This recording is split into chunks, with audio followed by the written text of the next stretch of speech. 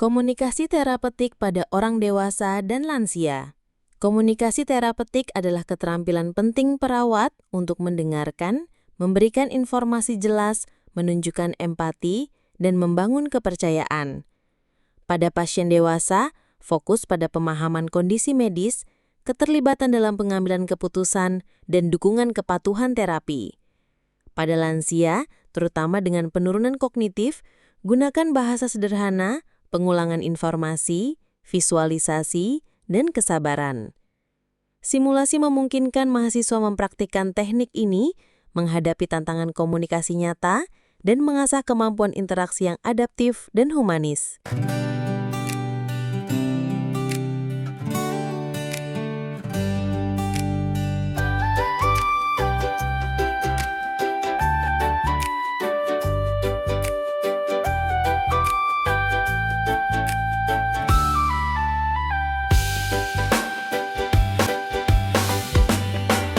Dengar ceritamu, ku hadir di sampingmu.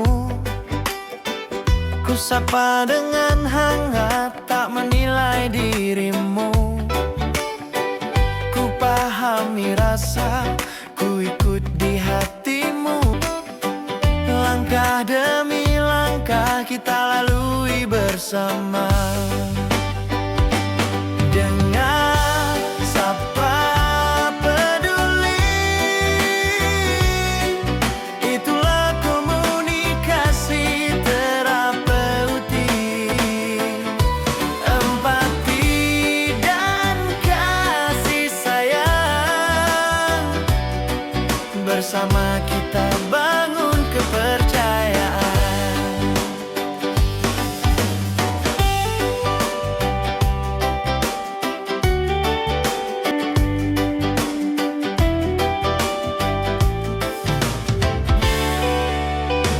Kau lupa jadwal obat, tak aku ulangi.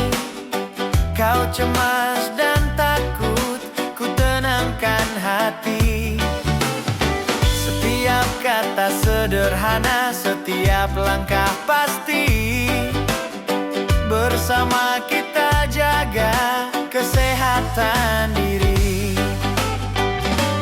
Dengan sapa, peduli. Itulah komunikasi terapeutik. Empati dan kasih sayang. Bersama kita bangun kepercayaan.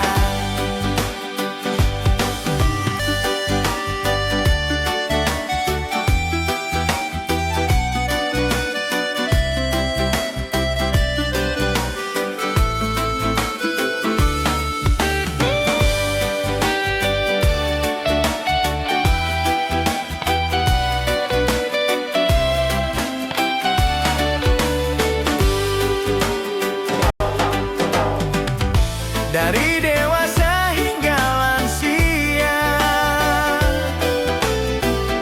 setiap suara dihargai. Kita bicara, kita dengar, kesehatan tumbuh berseri.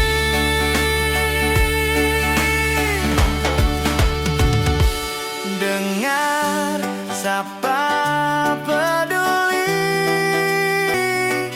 Itulah komunikasi terapeutik. Empati dan kasih sayang.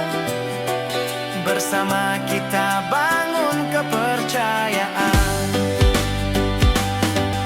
Dengar, sapa, peduli.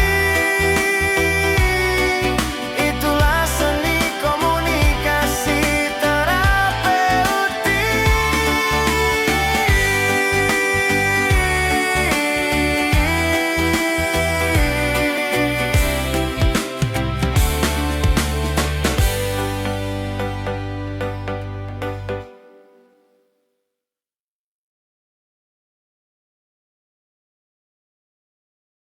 A. pengertian dan pentingnya komunikasi terapeutik dalam keperawatan. Komunikasi terapeutik adalah bentuk komunikasi yang dirancang untuk meningkatkan kesejahteraan emosional dan fisik pasien. Dalam konteks keperawatan, komunikasi terapeutik melibatkan hubungan profesional yang berdasarkan pada saling menghormati, empati, dan perhatian terhadap kebutuhan pasien. Komunikasi ini sangat penting karena dapat mempengaruhi 1. Pemahaman pasien. Membantu pasien memahami informasi medis yang diberikan. 2. Mengurangi kecemasan. Membantu pasien merasa lebih tenang dan mengurangi perasaan cemas. 3. Kepuasan pasien. Meningkatkan kepuasan pasien terhadap layanan kesehatan yang diberikan. 4. Membangun kepercayaan. Meningkatkan kepercayaan antara pasien dan tenaga kesehatan, memfasilitasi kerjasama dalam pengobatan. Prinsip-prinsip komunikasi terapeutik. Prinsip-prinsip komunikasi terapeutik yang perlu diterapkan oleh perawat adalah 1. Empati. Kemampuan untuk merasakan dan memahami perasaan pasien serta merespons dengan perhatian dan dukungan yang sesuai. 2. Keberlanjutan.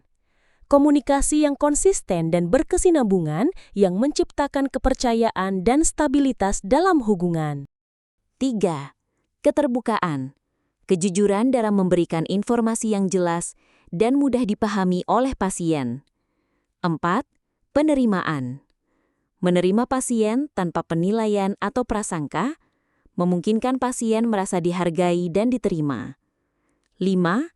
Penghormatan terhadap privasi dan otonomi. Memberikan ruang bagi pasien untuk membuat keputusan tentang perawatan mereka dan menghormati hak mereka atas privasi. Faktor-faktor yang mempengaruhi komunikasi terapeutik. Beberapa faktor yang mempengaruhi keberhasilan komunikasi terapeutik dalam perawatan adalah 1. Faktor fisiologis. Kondisi fisik pasien seperti rasa sakit, kelelahan, atau ketidaknyamanan dapat mengganggu kemampuan mereka untuk berkomunikasi secara efektif. 2. Faktor psikologis. Kecemasan, depresi, atau gangguan mental lainnya dapat mempengaruhi bagaimana pasien merespons dan mengungkapkan perasaannya. 3. Faktor sosial dan budaya. Nilai-nilai budaya dan latar belakang sosial pasien mempengaruhi cara mereka berkomunikasi dan memahami informasi. 4. Faktor lingkungan. Suasana atau kondisi lingkungan tempat komunikasi berlangsung seperti kebisingan atau keterbatasan waktu dapat mempengaruhi efektivitas komunikasi. 5. Faktor keahlian dan sikap perawat. Keterampilan komunikasi perawat serta sikap empati dan profesionalisme sangat menentukan keberhasilan komunikasi terapeutik. Dialog simulasi komunikasi terapeutik pada orang dewasa. Dengar, sapa, peduli, sehat bersama setiap hari. Dengar, sapa, peduli, sehat bersama setiap hari. Ku dengar ceritamu, ku hadir di sampingmu, ku sapa dengan hangat, ku peduli selalu. Lupa obat atau cemas, jangan takut lagi, jaga kesehatan bersama selamanya. Dengar, sapa, peduli, sehat bersama setiap hari. Dengar, sapa, peduli, sehat bersama setiap hari.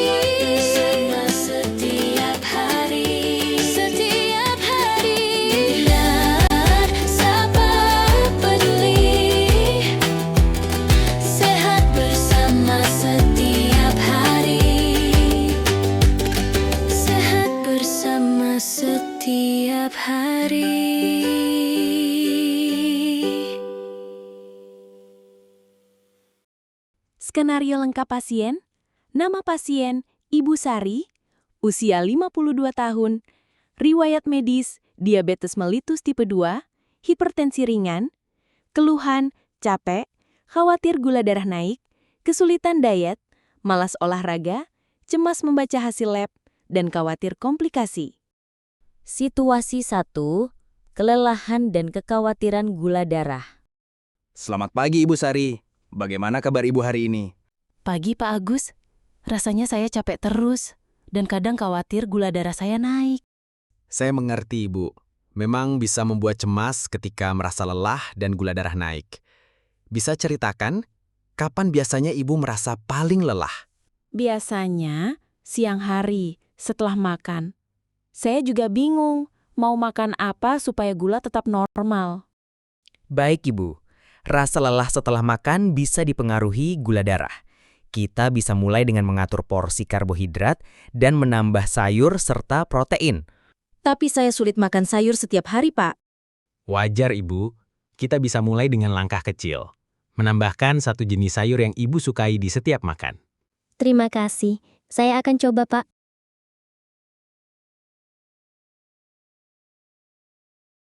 Situasi 2, kebingungan soal pola makan. Bagaimana dengan sarapan pagi ini? Apa yang Ibu makan? Saya cuma makan roti dan teh manis, Pak. Saya takut kalau makan nasi, gula naik. Oke Ibu, roti juga karbohidrat, tapi bisa pilih roti gandum atau roti dengan serat tinggi. Untuk teh bisa diganti dengan teh tanpa gula atau air putih. Kita bisa buat daftar menu alternatif supaya gula darah stabil. Wah, saya baru tahu, Pak. Saya kira roti lebih aman. Tidak apa Ibu, kita belajar bersama. Nanti Ibu bisa catat menu harian supaya kita tahu mana yang baik untuk tubuh Ibu. Siap, Pak. Terima kasih atas bimbingannya.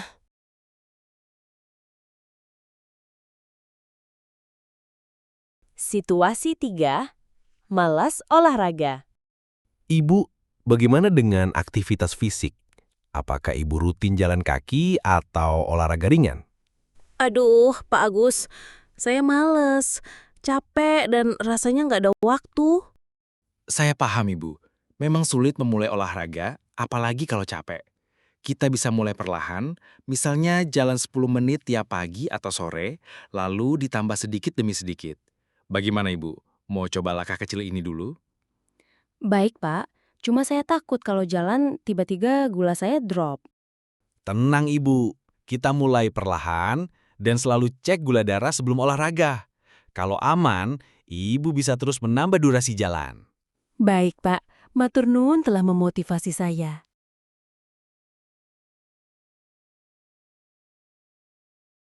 Situasi 4, cemas membaca hasil lab. Ibu, minggu lalu Ibu ambil lab kan? Bagaimana perasaan Ibu melihat hasilnya?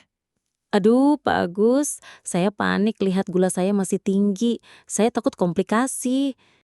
Wajar Ibu, banyak pasien juga merasa khawatir. Yang penting, kita lihat hasilnya sebagai informasi supaya kita bisa atur pola makan, olahraga, dan obat dengan lebih tepat. Tapi saya sudah berusaha, Pak. Kenapa masih tinggi? Ibu sudah berusaha, itu hal baik. Kadang gula darah fluktuatif karena banyak faktor, termasuk stres dan tidur. Kita evaluasi bersama dan atur strategi supaya lebih stabil. Siap, Pak. Semoga saya tetap diberikan kekuatan. Amin.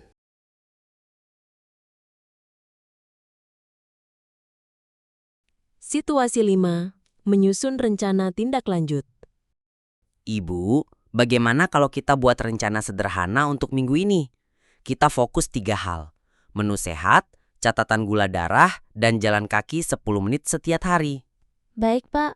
Tapi kalau saya lupa catat, gimana? Tidak apa Ibu, kita buat reminder di ponsel atau tempel tabel di meja makan. Kita juga akan cek bersama minggu depan. Saya akan bantu Ibu supaya lebih konsisten. Terima kasih, Pak Agus. Saya jadi lebih tenang sekarang. Sama-sama Ibu, senang saya bisa bantu. Ingat, Ibu tidak sendiri. Kita akan terus bekerja sama supaya gula darah stabil dan Ibu merasa lebih sehat. Amin, amin, amin. Catatan refleksi. Mendengarkan aktif. Pak Agus selalu menunggu pasien selesai berbicara, menanggapi dengan mengulang atau merangkum keluhan pasien. Memberikan informasi jelas, menggunakan bahasa sederhana, contoh nyata, dan memberi alternatif solusi yang mudah diterapkan. Empati, mengakui perasaan pasien, memvalidasi kecemasan, dan menghindari komentar menyalahkan. Keberlanjutan, menyusun rencana tindak lanjut, menawarkan dukungan berkelanjutan, dan mengajak pasien berpartisipasi aktif. Keterlibatan pasien, mengajak pasien mencatat gula darah, memilih menu sehat, dan melakukan aktivitas fisik secara bertahap. See you. Bye-bye. Dialog simulasi komunikasi terapeutik pada orang lanjut usia. Skenario pasien lansia.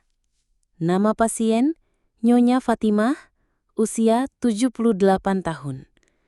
Riwayat medis, hipertensi, demensia ringan. Keluhan, sering lupa minum obat, bingung dengan jadwal kontrol, khawatir tidak bisa mengingat instruksi dokter. Nama perawat, Pak Agus. Dialog simulasi komunikasi terapeutik. Selamat pagi Bu Fatimah. Apa kabar Ibu hari ini? Pagi, Pak. Aduh, saya kok lupa ya. Obat saya tadi sudah diminum atau belum ya?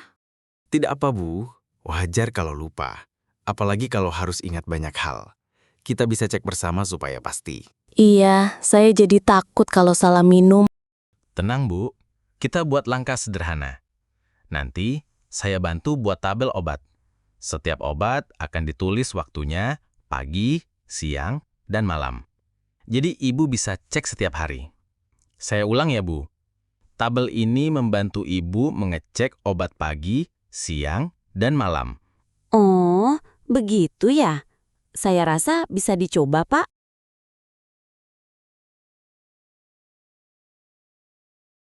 Situasi 2. Bingung dengan jadwal kontrol.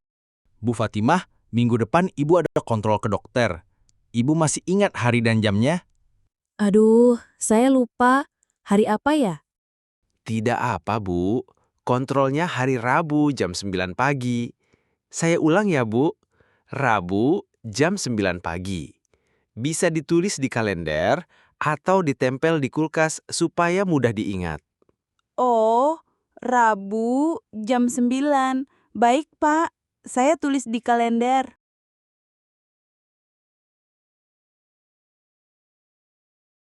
Situasi 3, kekhawatiran tidak bisa mengingat instruksi. Bu Fatimah, dokter juga menyarankan untuk menjaga tekanan darah tetap stabil. Apakah Ibu ingat apa yang harus dilakukan setiap hari? Aduh, saya takut lupa lagi. Saya kan gampang lupa-lupa. Saya paham, Bu. Tidak apa kalau lupa. Yang penting, kita buat cara mudah supaya Ibu ingat. Setiap pagi ukur tekanan darah, catat hasilnya di buku kecil, dan minum obat sesuai jadwal di tabel.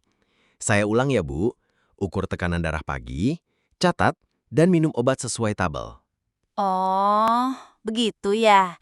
Saya rasa bisa dicoba.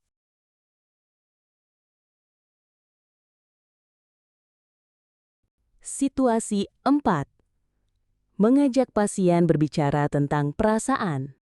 Bu Fatimah, saya ingin tahu bagaimana perasaan Ibu akhir-akhir ini dengan semua jadwal obat dan kontrol ini. Saya sering cemas, Pak. Takut salah minum obat atau lupa jadwal dokter. Kadang jadi pusing sendiri. Saya mengerti, Bu. Wajar merasa cemas. Banyak pasien lansia merasakan hal yang sama. Yang penting, kita buat langkah sederhana agar Ibu merasa lebih tenang dan tidak bingung. Iya, saya ingin tidak terlalu khawatir. Bagus, Bu.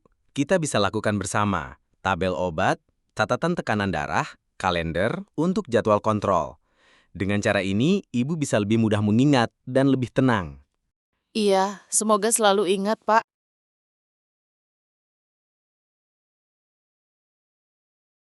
Situasi 5. Menutup komunikasi dengan keberlanjutan.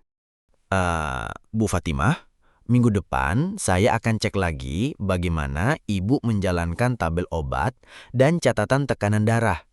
Kalau ada yang membingungkan, Ibu bisa tanya kapan saja. Terima kasih Pak Agus, saya jadi merasa lebih tenang. Sama-sama, Bu. Ingat, kita akan selalu bekerja sama supaya Ibu merasa aman dan sehat. Terima kasih Pak Agus. Amin, amin, amin. Catatan refleksi. Penggunaan teknik komunikasi tepat, pengulangan informasi penting, bahasa sederhana, mendengarkan aktif. Empati dan kesabaran. Menunjukkan pengertian saat pasien bingung atau khawatir, tidak menghakimi. Pemberian informasi jelas. Menyampaikan langkah pengelolaan penyakit dengan bahasa mudah dipahami.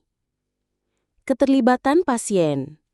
Mengajak pasien membuat tabel obat, mencatat tekanan darah, menulis di kalender, dan berbicara tentang perasaan. See you. Bye-bye.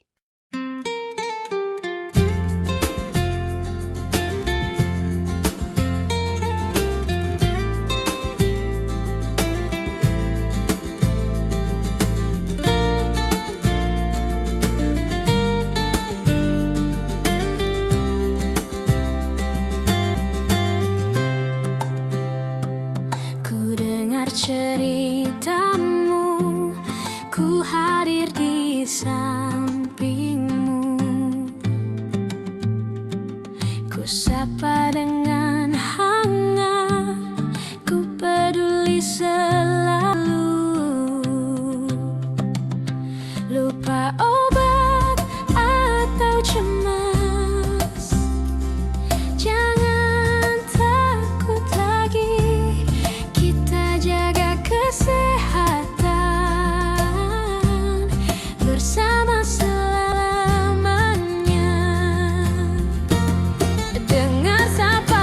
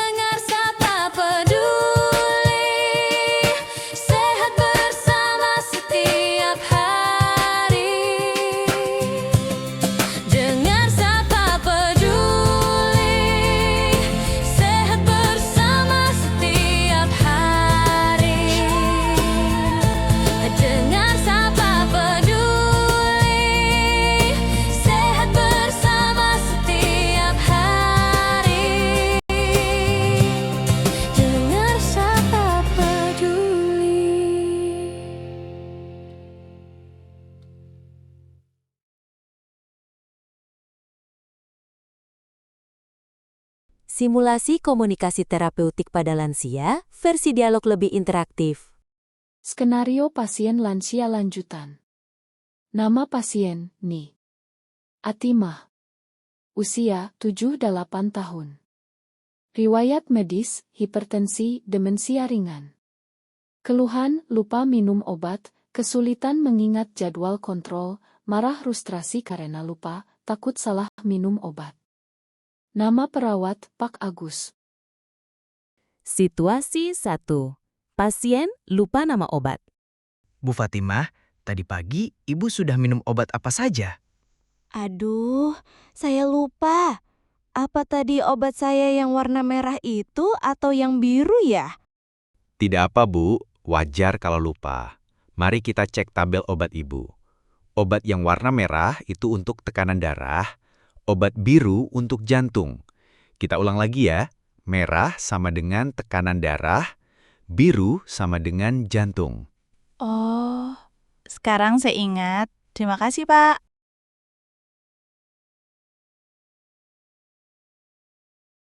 Situasi 2. Pasien marah karena kesulitan mengingat. Aduh, saya capek, Pak. Kok saya terus-terusan lupa obat ya? Saya tidak tahan. Saya mengerti, Bu. Pasti melelahkan merasa terus lupa.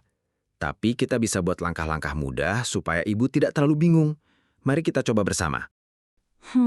Ya, saya mau coba lagi. Tapi saya takut tetap lupa. Tenang, Bu. Tidak apa kalau lupa sesekali. Yang penting, kita buat tabel obat dan catatan harian. Saya akan bantu setiap hari sampai Ibu terbiasa.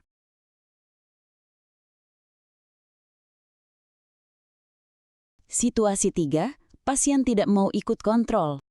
Bu Fatimah, minggu depan kita harus kontrol ke dokter ya. Saya tidak mau, Pak. Saya capek dan takut tidak bisa mengingat semua yang dokter bilang. Saya paham, Bu. Tidak mudah mengingat banyak hal, dan wajar merasa takut, tapi kontrol penting supaya tekanan darah tetap stabil. Kita bisa pergi bersama dan saya bantu mencatat semua yang dokter katakan. Ibu mau dicoba seperti itu? Kalau Pak Agus ikut, mungkin saya bisa. Bagus, Bu. Kita buat bersama supaya lebih mudah dan aman. Terima kasih, Pak Agus.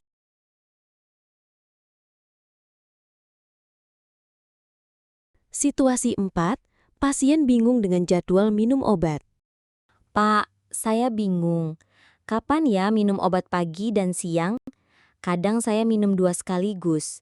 Tidak apa-apa, Bu. Saya ulang lagi. Obat pagi diminum jam 8, obat siang jam 12. Mari kita tulis di kalender dan buat pengingat di meja. Dengan cara ini, Ibu bisa lebih mudah ingat. Oh, begitu. Ya, saya bisa coba.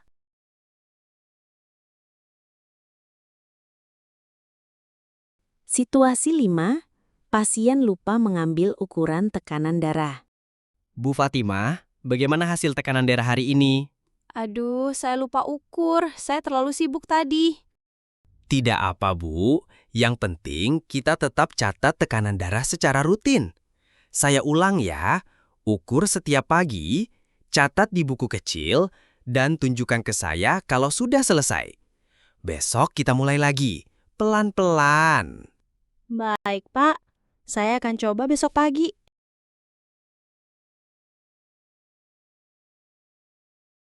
Situasi 6. Pasien lupa informasi yang baru diberikan.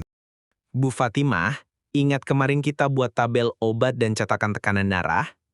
Aduh, saya lupa. Saya tidak ingat sama sekali, Pak. Tidak apa-apa, Bu. Kita ulang lagi bersama. Setiap obat ditulis di tabel, catat tekanan darah setiap pagi, dan kita tempel kalender untuk jadwal kontrol dokter. Sekarang saya tunjukkan lagi langkah-langkahnya, Bu. Oh, sekarang saya mulai ingat, Pak. Terima kasih sudah sabar. Catatan refleksi tambahan. Penggunaan teknik komunikasi tepat. Pengulangan informasi, bahasa sederhana, visualisasi, tabel, kalender, mendengarkan aktif. Empati dan kesabaran. Tetap tenang saat pasien marah, takut, atau bingung. Pemberian informasi jelas. langkah-langkah konkret dan mudah diikuti, tabel obat, catatan tekanan darah, kalender jadwal kontrol. Keterlibatan pasien, ajak pasien mencatat sendiri, menempel di kalender, berbicara tentang perasaan, dan mengambil keputusan dengan pendampingan. See you. Bye-bye.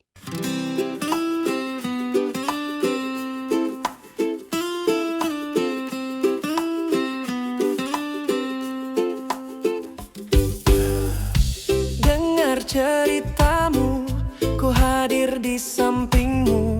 Ku sapa dengan hangat, tak menilai dirimu. Ku pahami rasa, ku ikut di hatimu. Langkah demi langkah, kita lalui bersama.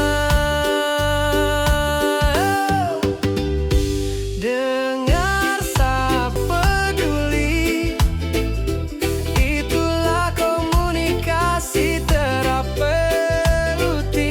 Empati dan kasih sayang, bersama kita bangun kepercayaan.